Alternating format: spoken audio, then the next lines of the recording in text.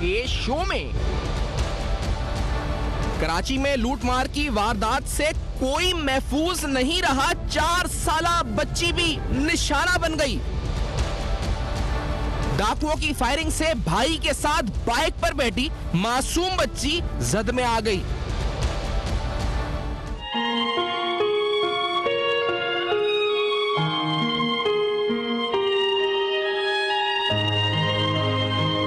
जख्मी जिना अस्पताल में दौराने इलाज इंतकाल कर गई, आंखें अश्कबार।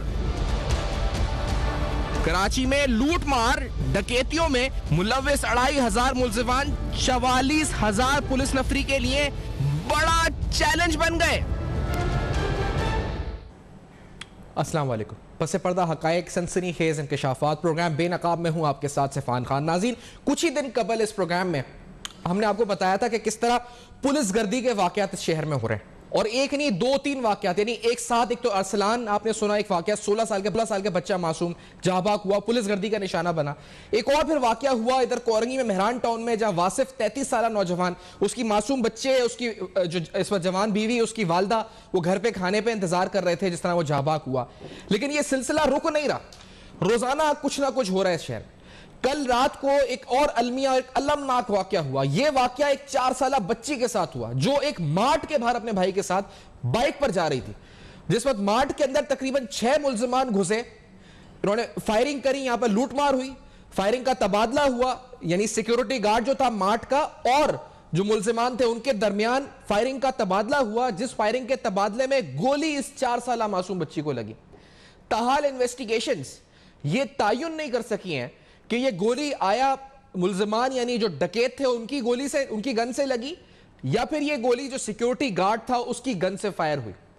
लेकिन जिसकी भी गन से फायर हुई, एक और मासूम बच्ची नन्ही कली कराची शहर में बढ़ती हुई वारदातों और कराची शहर में जो लॉलेसनेस है, शहर के अंदर लगता है कि कानून है ही नहीं, सिरे से नहीं है। सड़कों के ऊपर आप जाएं, कहीं कुछ भी नहीं है। और ये मैं नंबर्स के साथ बात करता हूं जब भी प्रोग्राम करता हूं।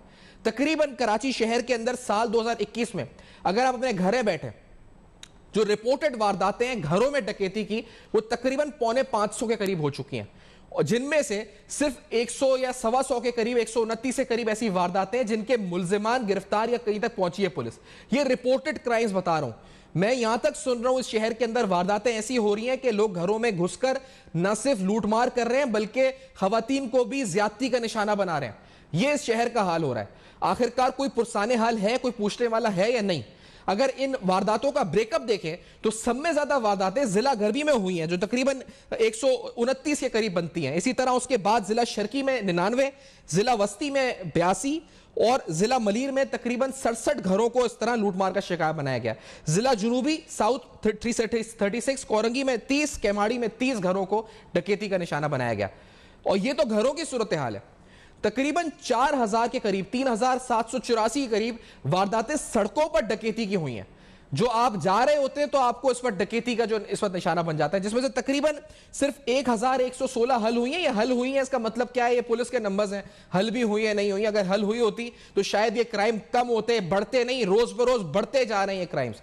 और ये 4 साल मासूम बच्ची जो हरमैन जिसकी शहादत हुई है, ये इसकी जब मैयत जिना अस्पताल पहुंची है तो वहां पर लेडी एमएलओ मौजूद नहीं थी। लेडी एमएलओ दस्तयाब न होने की वजह से इसकी मैयत तकरीबन 12 घंटे वहां रखी रही।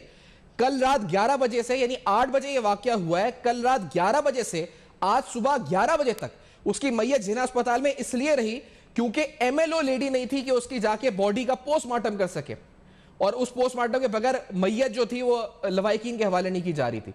इस शहर में इस अस्पताल जो जिना अस्पताल है वहां सिर्फ बताया जाता है कि 2 लेडी एमएलओज हैं, 2 लेडी एमएलओज हैं। अगर रात में कोई खवातीन के साथ कुछ हो जाए, कोई खातून के साथ ज्यादती हो जाए, खातून खुदा ना खास्ता गोली लग जाए, तो लेडी एमएलओ अस्पताल में दस्तयाब नहीं है इस शहर के अंदर। ये इस शहर की सूरत हाल है। मेरा ख्याल है जो अब हमें ये कहना चाहिए, जिस तरह हम आगे बात भी करेंगे इस प्रोग्राम में, कि जो डाकू हैं वो खवातीन को रात में ना मारे क्योंकि लेडी एमएलओ दस्तयाब नहीं है, क्योंकि सिंध हुकूमत ने लेडी एमएलओ अपॉइंट ही नहीं करी हुई। और पुलिस का आलम यह है कि वो जिसको चाहे मार भी दे, जो रंग देना चाहे दे दे, और जानों का तहफ्फुज़ तो अब उनसे हमें उम्मीद ही नहीं है। जो स्टैटिस्टिक्स है वो ये बता रहे हैं। आफ्टर दिस ब्रेक आएंगे, नाज़रीन हम आपको बताएंगे जो ये वाकया हुआ, कोशिश है जिस मार्ट पे ये वाकया हुआ, जो मुद्दई है इस मुकदमे के उनसे बात करें। हम टेक्निकल एक्सपर्ट से बात भी करेंगे, सियासी तौर पर भी इस पे गुफ्तगू होगी, आखिरकार इस मसले का हल है भी या फिर रोज ये केसेस आते रहेंगे, ये गिनती में इजाफा होता रहेगा। आफ्टर दिस ब्रेक हमारे साथ रहेगा।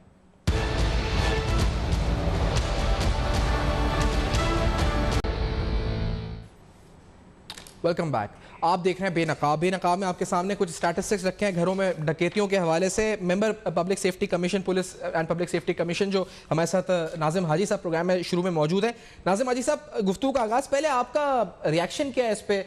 मैं तो इस वक्त बोलने के काबिल नहीं हूँ, मेरी उनकी फैमिली से बात हुई थी, अभी भाई से बात हुई थी, तो वो भी कह रहे थे कि हम बात नहीं कर सकते, हम इस काबिल नहीं रहे कि हम दोबारा बयान करें क्या हुआ है। कोशिश की थी मार्ट वालों से, तो वो शायद टेक्निकी वजह से हम राब्ता नहीं कर पा रहे। लेकिन आप बताएं आपका इनिशियल रिएक्शन क्या था जब आपने फोटो देखी 4 साल बच्ची की जो इस तरह से जाँ भाग हुई? नाजिम हाजी साहब। सैफान, देखिए, ये बात सिर्फ मेरी नहीं है, मेरे ख्याल से ये शर्मिंदगी का मौका है हमारे सबके लिए जी। कि हमारे मुल्क की हालात और ख़ास तौर पर कराची की हालात इतने बिगड़ गए कि यहाँ कोई जान की कीमत ही नहीं रही।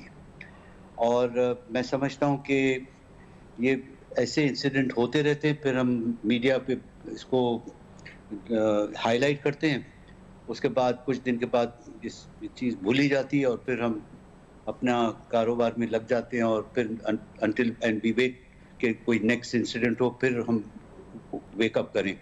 तो सैफान, मेरे ख्याल से जो बुनियादी चीज़ पे मैं जो बात करना चाहूँगा कि हमारे सूबे में चीफ मिनिस्टर है जी। उन्होंने ड्यूअल पोस्ट संभाली, होम मिनिस्टर की भी, जिसका काम होता है लॉ एंड ऑर्डर और सिक्योरिटी का जिम्मेदारी लेने की। अब मुझे पता है चीफ मिनिस्टर साहब बहुत बिजी हैं अपने काम में और उनके पास इतना वक्त नहीं होता है कि डिवोट टाइम कि होम मिनिस्टर की भी उनकी जो जिम्मेदारियां हैं उसको निभाए। तो मैं समझता हूँ भाई वक्त आ गया सिंध में कि the chief minister should appoint a home minister for a day. उसका काम डेडिकेटेड काम होगा और जिम्मेदारी होनी चाहिए कि वो लॉ एंड ऑर्डर सिक्योरिटी की चीज़ों को देखे। और साथ साथ मैं एक और चीज़ उनको बताना चाहूँगा कि प्रोविंशियल पब्लिक सेफ्टी कमीशन जो सिंध गवर्नमेंट ने लेजिस्लेट किया था 2019 में, वो बहुत अच्छा एक कदम लिया था और उसको एक्टिव करने की ज़रूरत है। वो 1 साल से बंद पड़ा हुआ है। इसकी भी वजह हमें नहीं समझ आ रही कि क्योंकि मैं समझता हूँ कि ये कोई इसका कोई मकसद क्या है। आप उसके मेंबर हैं, आप कह रहे थे कि अभी फाल हुआ है लेकिन मीटिंग नहीं हो रही उसकी। पहले साल भी शायद 5 मीटिंग्स हुई थी, 12 होनी थी, ऐसी कुछ हुआ था। 15 मिलियन का ऑफिस पे रेनोवेशन में खर्च हुए, 35 लाख रुपए सैलरी है उसकी, अकाउंटेबिलिटी भी कोई नहीं है। जी, तो तकरीबन 1 साल हो गया, एक मीटिंग नहीं हुई। और ये लेजिस्लेशन में ये है कि हर महीने इसकी मीटिंग होनी चाहिए। अच्छा। और इसमें ज़रूरी नहीं है कि चीफ मिनिस्टर अवेलेबल हों। अगर चीफ मिनिस्टर अवेलेबल नहीं होते तो उसमें लेजिस्लेशन में प्रोविजन है कि जो मेंबर्स हैं वो अपने आपस में बैठ के अपने एक चेयरमैन को इलेक्ट कर दें और मीटिंग कंडक्ट करें।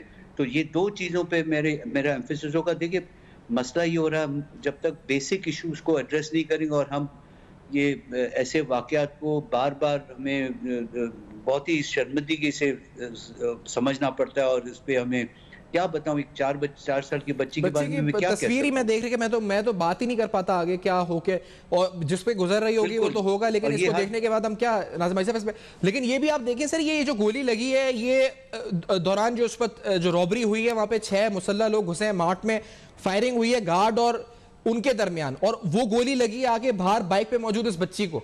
तो ये तो किसी को भी कहीं पर भी इसका मतलब गोली लग सकती है। 2 दिन पहले कोरगी के अंदर सीसीटीवी आई है कि पुलिस एहलकार जो थे वो गोली फायर करते हैं डकैतों पे, वो लगती डकैतों को नहीं बल्कि जाके लग जाती है एक राहगीर को जो बस से उतरता है घर जाने के लिए, अपनी माँ को कहता है चाइनीज पका के रखना, रायता बनाना, मैं आ रहा हूँ 5 मिनट में।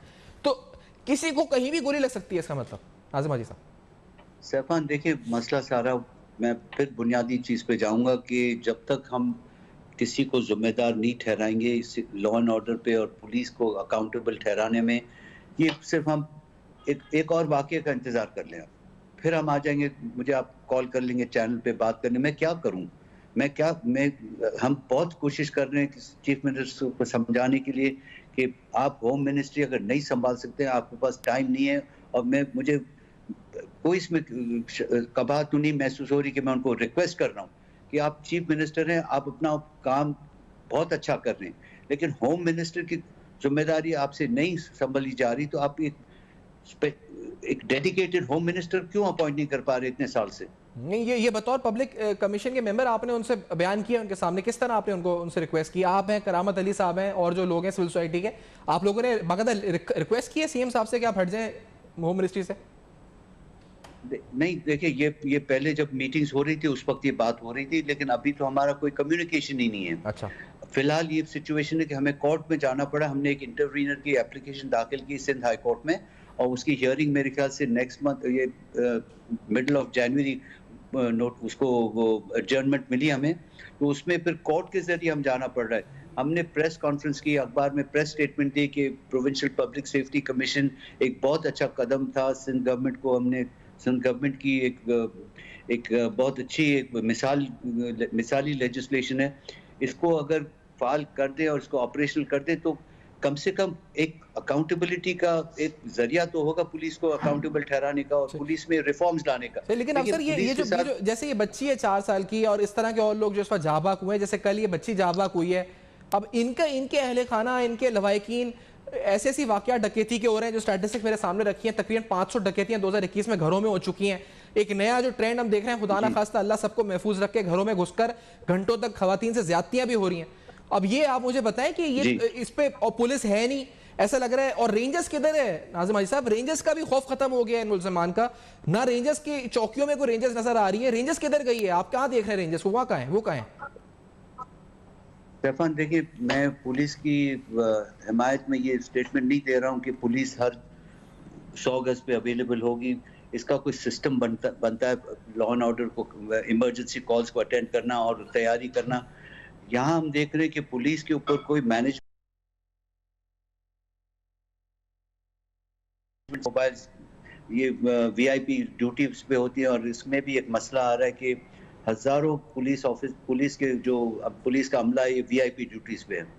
तो ये सारी चीजें ओवरऑल देखने की जरूरत है। अगर हम इसको जिस तरह फायरिंग की आपने बात की, मुझे ये पता है इनको पुलिस को बार बार रिफ्रेशर कोर्स देना चाहिए, फायरिंग रेंज पे लेके जाते, वो भी नहीं हो रहा है।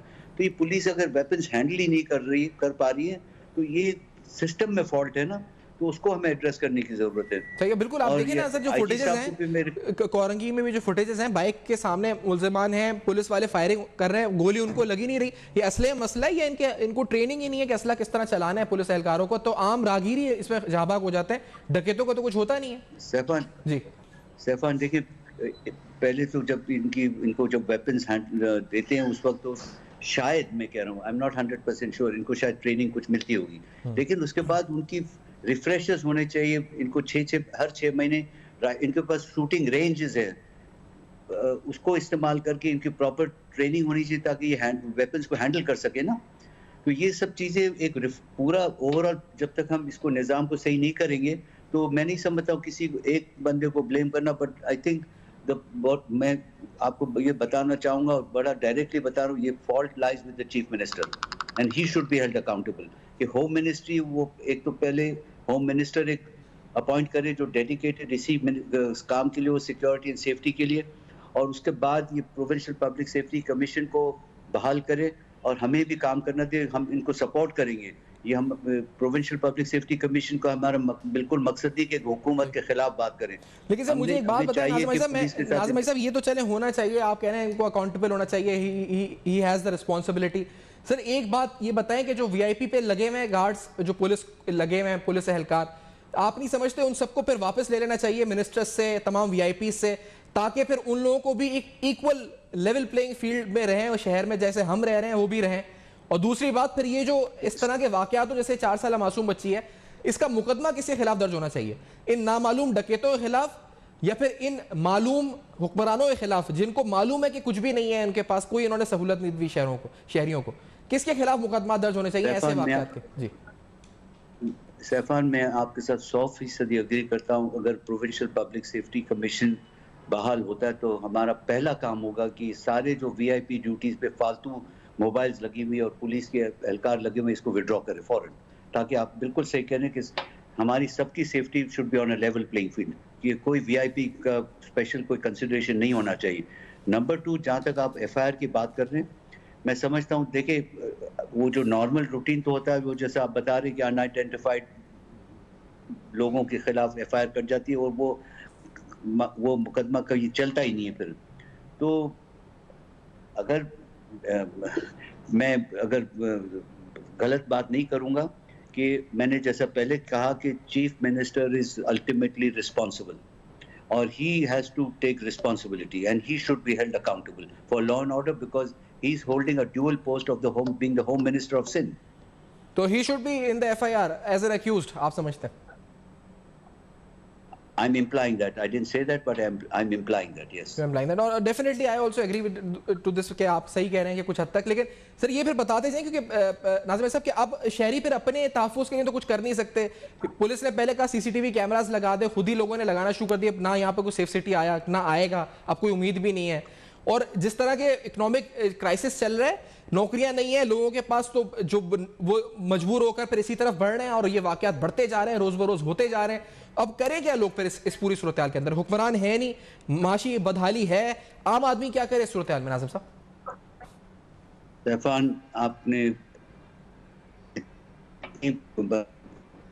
को रेस कर दिया। मैं आपके साथ अग्री करता हूं कि सोशल प्रॉब्लम्स इतने हो गए कराची में और सिंध में और पाकिस्तान में, ये क्राइम बढ़ता ही रहेगा क्योंकि आप जो बात कर रहे हैं बेरोजगारी और जो महंगाई हो रही है शहर पाकिस्तान में, इसकी जो इम्प्लीकेशंस हो रही ना कि क्राइम बढ़ेगा, तो क्राइम को मैनेज करने की ज़रूरत है। ये ज़ीरो नहीं हो जाएगा लेकिन कम से कम मैनेज हो सकता है। सेफ सिटी प्रोजेक्ट की बड़ी बड़ी बातें हुई सिंध में, लेकिन कराची में और कोई काम नहीं हुआ उस पर। लेकिन that is one of the issues, basic fundamental issues को मैं दोबारा दोहराऊंगा कि एक होम मिनिस्टर सिंध में अपॉइंट होना चाहिए और प्रोविंशियल पब्लिक सेफ्टी कमीशन को फौरन बहाल करें ताकि अब शहरी अपना रोल भी प्ले कर सकें। सही। और मैं नाज़रीन आपको एक बार फिर स्टैटिस्टिक्स बताता चलूं ताकि आपको याद रहे, इस शहर में मुसलसल जो डकैतियों की वारदात हुई है, साल 2021 में 474 ऐसे वाकयात हुए हैं। अगर इसका ब्रेकअप करें तो सबसे ज़्यादा जो डकैतियां हुई हैं, घरों में जो डकैतियां हुई हैं, ज़िला गर्वी में 129 हुई हैं।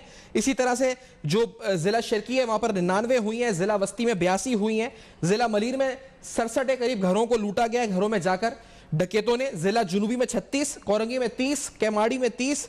ओल्ड सिटी एरिया पे मुश्तमिल जो जिला है, इस सिटी है जो ओल्ड सिटी एरिया जिसे कहते हैं, वहां पर तकरीबन 2 घरों में इस तरह के डाके डाले गए। ये घरों की सूरत हाल है। इसके अलावा तकरीबन इन 474 में से 129 हैं जिनके मुल्ज़िमान गिरफ्तार पुलिस ने किए। आगे उनके साथ क्या होता है हम सब जानते हैं, प्रोसिक्यूशन इतनी वीक होती है कि वो हट छूट जाते हैं। लेकिन उसके बाद सड़कों पर, यानी जब आप सड़कों पर जा रहे हैं, आप गाड़ी में जा रहे हैं, आप बाइक पर जा रहे हैं, आप पैदल जा रहे हैं, सड़कों पर डकैती की तकरीबन 3784 वारदातें हुई हैं। और ये नंबर वो है जो कि रिपोर्टेड क्राइम्स है, यानी ये वो लोग हैं जो रिपोर्ट कर देते हैं कि डकैती हुई है। मैं बहुत से लोगों को जानता हूं नाज़रीन जो क्राइम होता है, और बहुत सी एक सिग्निफिकेंट पोर्शन है जो इतना मायूसी और इस वक्त इसका शिकार है, वो कहती है कि हमें रिपोर्ट ही नहीं कर, जो हुआ है हम पुलिस में रिपोर्ट नहीं कर रहे और तंग करेगी police. After this break Haleem Adil Shaikh साहब प्रोग्राम में साथ होंगे। हलीम आदिल शेख साहब वहां गए, उन्होंने जाकर जो हालात देखे थे वो भी बात करेंगे। फिर एक और अलमिया इस मामले में है, वो है मेडिकल लीगल ऑफिसर जो खवातीन की होती है वो नहीं थी जिन्ना अस्पताल में। 12 घंटे मैंने इंट्रो में कहा, 12 घंटे ये मैयत वहां रखी रही और पोस्टमार्टम के लिए खातून मेडिकल लीगल ऑफिसर नहीं थी। ये क्यों हो रहा है आखिरकार सूबा सिंध में? हलीम आदिल शेख साहब से जानेंगे, हमारे साथ रहेगा।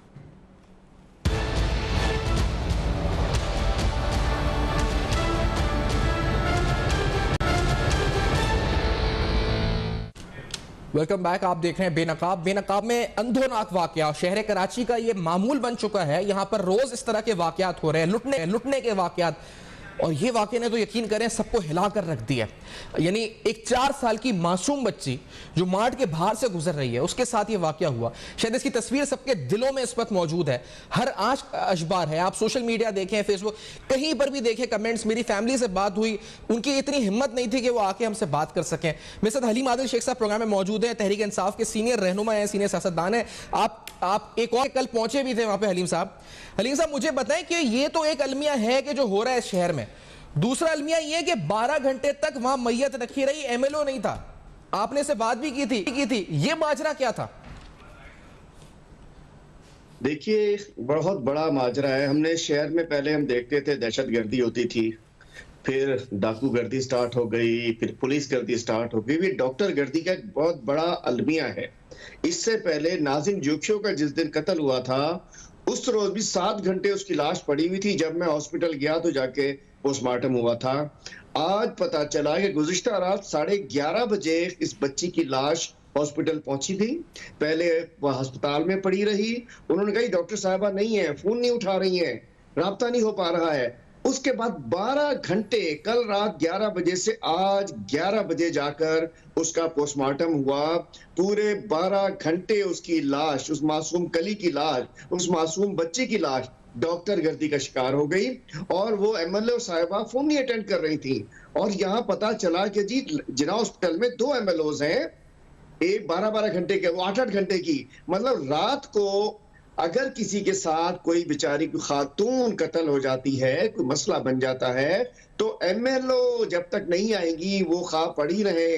ये मैंने लाश को देखा। इससे पहले मैंने 12 घंटे एक बच्ची के साथ ज्यादती हुई थी, उसके एमएलओ के लिए मैंने देखा था। 12-13 घंटे वो बच्ची वहां जलील होती रही थी लोगों की नजर। एमएलओ अपॉइंट करने मसला क्या है अलीम साहब? 4-5 एमएलओ अपॉइंट करते हैं, क्या है मैं कहना चाहता हूँ। नहीं, एमएलओ अपॉइंट करने मसला क्या है? क्यों नहीं कर रही सिंध गवर्नमेंट एमएलओ अपॉइंट? आपको क्या लगता है? एमएलओ कोई मसला नहीं है। ये एक माफिया है, एमएलओ माफिया है जो किसी को घुसने नहीं देती है। चूंकि एमएलओ और एसएचओ गठजोड़ जो है, इसकी वजह से सैकड़ों केसेस में आपको पता है इंसाफ नहीं मिल सकता। सबसे पहले कोई झगड़ा हो जाए, कोई मर जाए, उसको अगर कोई पुलिस ने मार दिया, किसी बड़े बंदे ने मार दिया, तो उसको पहले तो रिपोर्ट वो थाना लेटर नहीं देता है, उसके बाद एमएलओ रिपोर्ट नहीं देता है। अगर एमएलओ रिपोर्ट देता है तो वो कहता है इसके आज़ाम लेबोरेटरी को भिजवा रहे हैं। उसके बाद लेबोरेटरी में आपको पता है कि यहाँ इस लेबोरेटरीज में हमने शराब को शहद बनते देखा है, हमने चर्च को चॉकलेट बनते देखा है, हमने सब कुछ देखा है कि उसके बाद वो पैसे दे के लेबोरेटरी से उसको बताते हैं कि जी कॉज ऑफ डेथ चेंज हो जाता है। एक बहुत कराची में या सिंध में सब माफियाज हैं, हर किस्म की माफिया। एमएलओज भी एक माफिया है। एमएलओ के लिए अगर कोई झूठा केस बनवाने 1-2 लाख दे दो, जिस पे चाहे खुद गोली मारो केस बना लो, और ओरिजिनल केस के अंदर जब तक पैसे ना दो केस नहीं मिलता। और ये तो बेहिसी है। 5 एमएलओज हैं पूरे कराची के अंदर, 5 ओनली 5, 2.5 करोड़ लोगों के लिए 5 एमएलओज। इशू ये है, बेहिसी है इस चीफ मिनिस्टर की, इस सिस्टम की, इन सेक्रेटरीज की। उनको नहीं पता, क्योंकि खुदा ना खास्ता उनको तो डॉक्टर का हो जाए तो घरों पे आ जाते हैं। मतलब कराची में, सूबे में जीना भी महाल है, मरना भी मुश्किल है। मरने के बाद एक नया इम्तहान गुजरना पड़ता है। लोग परेशान होते हैं। लाश, अब बताइए ना, इस मासूम कली की लाश, पहले तो इसका दर्दनाक वाकया, अफसोसनाक वाकया, डाकू और हम सरेआम फिर रहे हैं। आजकल आपको पता है अरसलान का केस, वो वहाब रियाज कोरंगी में उसको बेचारे को मार दिया, अरसलान मसूद को मार दिया। कितने वाकयात होते हैं। 4 रोज पहले पुलिस ने वहां कातियार को मार दिया टंडोले यार में, और उसके बाद ये बच्ची का जो वाकया बड़ा अफसोसनाक है। लेकिन हनी साहब, ये जो इसका दूसरा एस्पेक्ट है, जो क्रिमिनल एस्पेक्ट है, जो कराची में डकैती हो रही है, उस पर आने से कबल कितना अजियतनाक होगा ये खानदान के लिए, जिनकी 4 साल का मासूम जो बच्ची है, मासूम कली मुरझा जाए, उसको गोली लग जाए, अचानक से गोली लग जाए। ऐसा भी नहीं कि मार्ट में बाहर थी, गोली लग गई, आके इंतकाल हो गया। आपकी अहले खाना से बात हुई 12 घंटे, कि मेरी जो बात हुई वो तो बात करने के काबिल भी नहीं थे, उनके जो भाई थे और दीगर जो जिससे मेरी बात हुई, 12 घंटे तक इंतजार भी किया, सुबह 11 बजे। तो ये क्या अजियतनाक लम्हा होंगे 12 घंटे उनके लिए, कि लवाहिकीन के लिए, वुरसा के लिए, जो उस बच्ची के थे? हलीम साहब देखिए, मेरी तो हुई मुलाकात, मैं तो आपने देखा होगा, मैं देखा साहिबा से मिला, मैं तो मुलाकात में भी गया, मैंने उसके मामू से, उसके खालू से, उन दोनों से मुलाकात की। वो बेचारे कह रहे थे कि हम पाकिस्तानी, हमारा क्या कसूर है।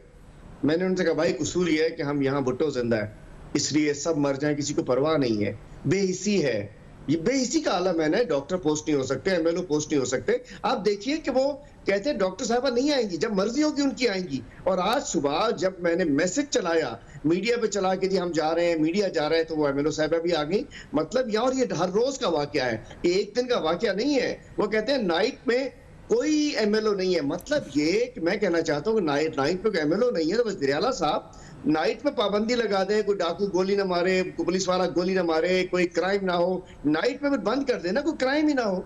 रात में वजीर आला साहब और सिंध हुकूमत पाबंदी लगा दे कि जी रात के वक्त में किसी को गोली नहीं लगेगी, किसी बच्ची के साथ, किसी खातून के साथ, ना मरेगी, ना जख्मी होगी, ना ज्यादती होगी। मैं बेहिसी बेशर्मी की इंतहा है। ये जो दूसरा वाकया जो डकैतियों के और जो राजनी के वाकयात हो रहे हैं, पैदर पे इजाफा है। लोग बिल्कुल गैर महफूज, खुद को घरों महफूज कर रहे हैं, गैर महफूज महसूस कर रहे हैं, सड़कों पर महफूज अपने आप को नहीं समझते। एटीएम मशीन पर हो, बाइक पर हो, जिस तरह भी हो, पैदल हो, राहगीर हो, अब तो गोली भी कहीं से आके लग सकती। तो आखिरकार जो बार बार पुलिस चीफ चेंज होते हैं कराची के, या फिर यहाँ पर जो भी नया आता है वो एक नई स्ट्रैटेजी लेकर आता है, बातें बड़ी अच्छी अच्छी करता है। सिंध गवर्नमेंट के इजलास होते हैं, वो कहते हैं हम करेंगे कंट्रोल। रेंजर्स भी अब हमें इनफेक्टिव नजर आती है इस पूरी सूरत हाल में। तो आखिरकार कोई पुरसाने हाल है शहर कराची का इस बढ़ती हुई दहशतगर्दी के खिलाफ? देखिए, कोई पुरसाने हाल नहीं है। इशू ये है कि कराची पुलिस को खास तौर पर यहाँ जमीनों पे कब्जों पे लगा दिया गया है। अच्छा। हर जिले में वो जमीन, वो सारे दिन वो डीसी साहिबान लेटर निकालते हैं और पुलिस जाके कब्जे कराती है। सारे दिन कोई दीवार बन रही होगी, कोई कब्जा हो रहा होगा, कुछ हो रहा होगा, कोई अली जनबरोई के पीछे होगा, कोई किसी के पीछे होगा। कराची पुलिस माफियाज को कवर देने पे लगी हुई है। दूसरा, आपने कहा एडिशनल आईजी चेंज होते हैं। पुराने एडिशनल आईजी साहब जो थे, गुलाम नबी मेमन साहब, उनका था कि जी क्राइम छुपाना नहीं है, और नए एडिशनल आईजी साहब की पॉलिसी है कि क्राइम बताना नहीं है, जो हो जाए FIR ना काटो ताकि क्राइम रेट नीचे रहे। मैं आपको अपने हल्के की बात बताऊं, एक वाकया, अफसोसनाक वाकया हुआ। 20 दिन पहले एक घर में डाकू घुसे, 6 रात के 12 बजे। घर में गरीब लोग थे, कुछ ज्यादा पैसे नहीं मिले, तो उनकी एक जवान बच्ची के साथ वो 4 घंटे 5 घंटे ज्यादती करते रहे। 6 लोगों ने गैंग रेप किया उसके साथ। उसके बाद हम उनके पास गए, वहां के DSP साहब भी गए, SHO साहब भी गए। उन्होंने हाथ जोड़ के मुझे कहा कि हम कोई कार्रवाई नहीं चाह रहे, हम नहीं चाह रहे। इतने खौफ से हैं, लोगों का एतबार हट गया। उन्होंने कहा कि हम क्या इस किस्म के केसेस शुरू हो चुके हैं। डाकू घरों में घुस रहे हैं, रेप कर रहे हैं, गैंग रेप कर रहे हैं, खौफनाक माहौल है। कराची के अवाम को छोड़ दिया गया है, पुलिस खुद भी मार रही है, और पुलिस धंधों में लगी हुई है। कहीं गुटखा बेच रही है, कहीं मंशियात बेच रही है, कहीं चर्च बेच रही है, कहीं कब्जे करा रही है। अवाम की जानो माल का तहफ़्फ़ुज़ कोई काम नहीं। खुद बताइए ना, मतलब डाकू गर्दी तो थी, पुलिस गर्दी भी देखी, कितने केसेस कर रहे हैं। और ये जो वाकया है, सरेआम फायरिंग हो रही है रोड के ऊपर, मेन शहर है, नेशनल हाईवे के ऊपर, कोई पूछने वाला नहीं है, करीब थाना है उसके।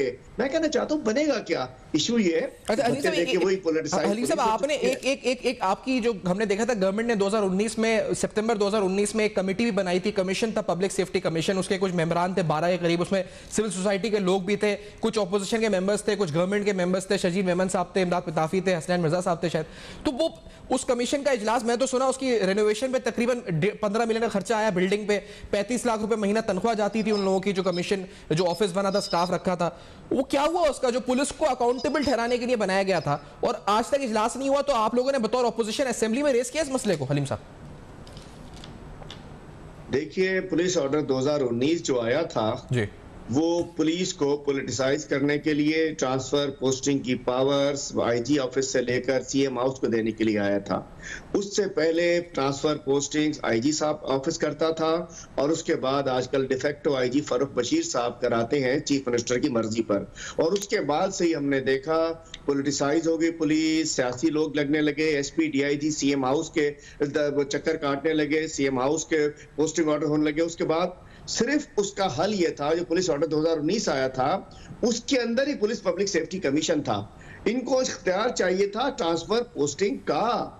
कोई इजलास नहीं हुआ। हमने असेंबली में रेस किया। पिछले दिनों हमारे अली अजीज साहब MPA ने, जो कि इसमें हमारे मेंबर हैं, उन्होंने प्रिविलेज मोशन लगाया, उन्होंने असेंबली में शोर मचाया।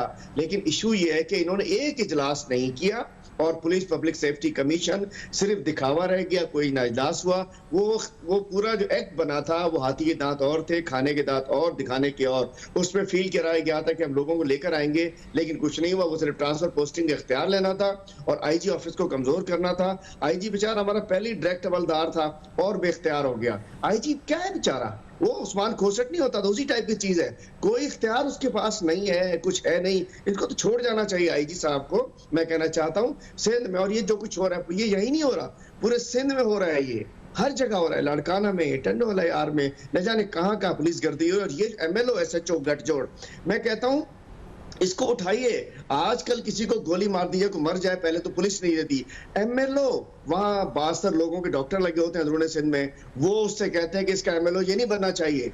ज्यादती का केस खत्म कर दिया जाता है, खुदकशी मतलब कत्ल को खुदकशी करार दे दिया जाता है, मारे हुए को कहा जाता है कि हार्ट अटैक हो गया है। एमएलओ एसएचओ गठजोड़ की वजह से हजारों सैकड़ों लोग जो हैं वो मैं कह रही इन सालों के अंदर, पिछले कई सालों में जिन्हें इंसाफ नहीं मिल सका, जिनको कोर्ट से आजाद हो गए, चूंकि एमएलओ और ये लेबोरेटरीज और एसएचओ इसकी वजह से यहाँ तबाह करती है। डॉक्टर गर्दी की गंदी मिसाल आज हमने देखी कि बच्ची को 12 घंटे तक पोस्टमार्टम नहीं हुआ और ये सब हम अपने घरों में सोते रहे और बच्ची के घर वाले उसकी लाश के सामने रोते रहे। यही है कि जी बड़े लोग सोते रहते हैं, गरीब लोग रोते रहते हैं, हुक्मरान सोते रहते हैं, गरीब रोते रहते हैं। सही, बहुत बहुत शुक्रिया अली मदन शेख साहब ने वक्त दिया, प्रोग्राम में ज्वाइन किया। अली मदन शेख साहब की गुफ्तगू आपने सुनी और अलमिया शायद यही है आज के प्रोग्राम का भी, कि इससे कुछ दिन कबल हमने अरसलान पे प्रोग्राम किया, 16 साल बच्चा जिसको जाबाग कर दिया था, पुलिस गर्दी का वाकया था। फिर हमने वासिफ रियाज उसके अहले खाना, उससे पहले अरसलान के अहले खाना के साथ बात की थी और फिर वासिफ रियाज पे देखा कि उसमें हुआ, पहले उसको कहा गया डकैत है, फिर कहा गया रागीर है, क्रॉस फायरिंग में जाबाग हो गया, लेकिन वो गया, उसके वर्सा आज तक इंसाफ के तलबगार हैं। और फिर आज 4 साल मासूम बच्ची, मासूम कली, जिसके ना सिर्फ जाबाग हुई गोली लगने से, बल्कि उसकी मैयत 12 घंटे अस्पताल में पड़ी रही क्योंकि एमएलओ वहां पर मौजूद नहीं था। इस एमएलओ एसएचओ गठजोड़ पर भी हमने बात करी प्रोग्राम के अंदर। For feedback you can write us on Facebook, email and Twitter. ये सारे एड्रेसेस आपके सामने फ्लैश कर रहे हैं। देखते रहिएगा, अब तक अपना बहुत ख्याल रखें।